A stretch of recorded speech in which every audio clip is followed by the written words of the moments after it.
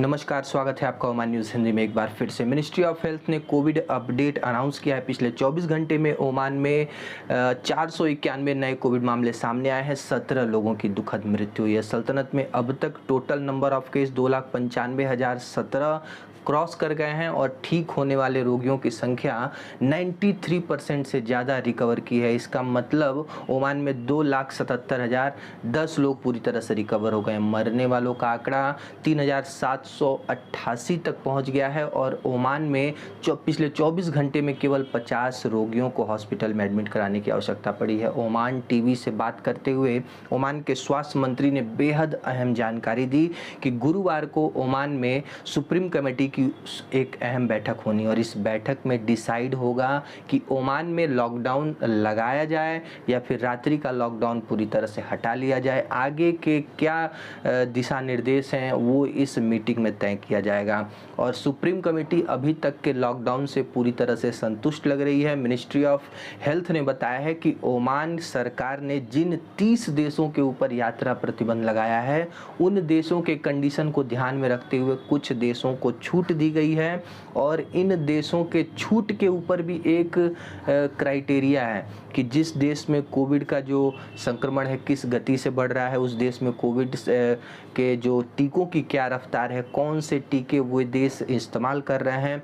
इस तरह के क्राइटेरिया को ध्यान में रखकर सुप्रीम कमेटी देशों के ऊपर प्रतिबंध लगाती है या फिर हटाती है। तो ये देखना काफ़ी दिलचस्प होगा कि जिस तरह से श्रमिक जो प्रवासी श्रमिक मांग कर रहे हैं कि जल्द से जल्द श्रमिकों की एंट्री सुनिश्चित की जाए और ओमान की कंपनियों ने भी गवर्नमेंट के ऊपर दबाव डालना स्टार्ट कर दिया है कि हमें वर्करों की आवश्यकता है।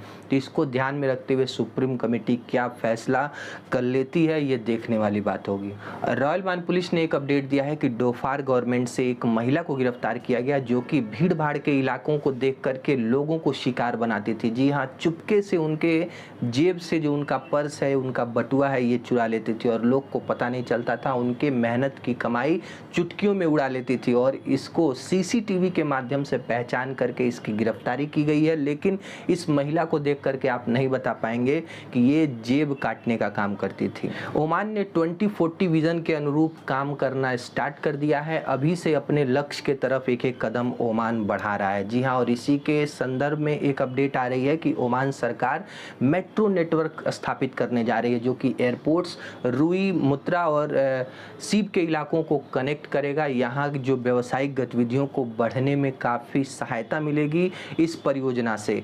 ओमान में जब से यात्रा प्रतिबंध लगा है यानी कोविड महामारी के आने के बाद से ओमान में 3 स्टार और 5 स्टार होटलों का जो रेवेन्यू है वो लगातार कम होता दिख रहा है। हालांकि बीच में जब ओमानी सरकार ने विदेशियों को संस्थागत क्वारंटीन का आवश्यक रूल बनाया था जिसमें जो बाहर से आने वाले नागरिक को 7 दिनों का होटल में ही क्वारंटीन रुकने का नियम बना दिया गया था, तो कुछ फ़ायदा होटलों को हुआ था क्योंकि एकदम आवश्यक था कि आपको होटल बुकिंग करना ही पड़ेगा। लेकिन थोड़े समय के बाद इस सुविधा को भी बंद कर दिया गया, यात्रा प्रतिबंध लग गया। कैपिटल मार्केट अथॉरिटी ने एक अपडेट दिया है कि ओमान में जो 4 दिनों का कंप्लीट लॉकडाउन था इसके दरमियान यदि कोई व्यक्ति अपनी गाड़ी को दुर्घटनाग्रस्त कर देता है या उनके गाड़ी को कहीं नुकसान पहुंचता है और उनकी गाड़ी अंडर बीमा कवर के तहत है तो आप क्लेम नहीं कर सकते। उसके क्लेम का जो राशि है वो कंपनियां नहीं देंगी, जो कि पूरी तरह से गलत है। प्राधिकरण ने बताया है कि बीमा कंपनियां और ग्राहकों के बीच में एक पॉलिसी होती है और इस पॉलिसी के हिसाब से ही जो क्लेम का भुगतान बीमा कंपनियां करती हैं अपने ग्राहकों के लिए। तो ऐसा कुछ भी सोशल मीडिया पे जो प्रसारित किया जा रहा है उसमें कुछ भी सच्चाई नहीं है। अगले अपडेट की बात करें तो भारत में पिछले 24 घंटे में 29,689 कोविड मामले सामने आए हैं। 416 लोगों की ही मौत हुई है पिछले 24 घंटे में।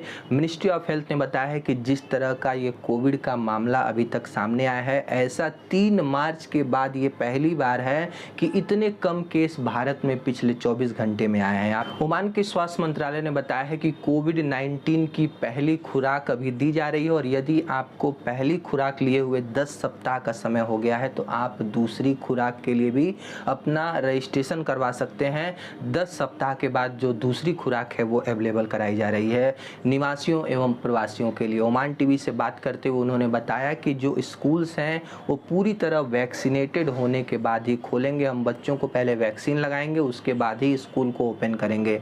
अभी तक जो हायर एजुकेशन के जो बच्चे हैं उनको लगभग 3,20,000 छात्रों का टीकाकरण हो चुका है, तब जाकर के इनकी परीक्षाएं आयोजित की गई थी। यानी कि बच्चों के स्वास्थ्य को लेकर के मिनिस्ट्री ऑफ हेल्थ काफ़ी गंभीर है और कोई रिस्क नहीं लेना चाहती है। फ्रेंड्स, आज के लिए बस इतना ही। वीडियो कैसा लगा लाइक करके ज़रूर बताएं और चैनल पे नए हैं तो प्लीज़ सब्सक्राइब कीजिए ताकि ओमान से जुड़ी हर अपडेट आप तक सबसे पहले पहुंचे। मिलते हैं अगले वीडियो में, तब तक अपना और अपनों का ख्याल रखिए।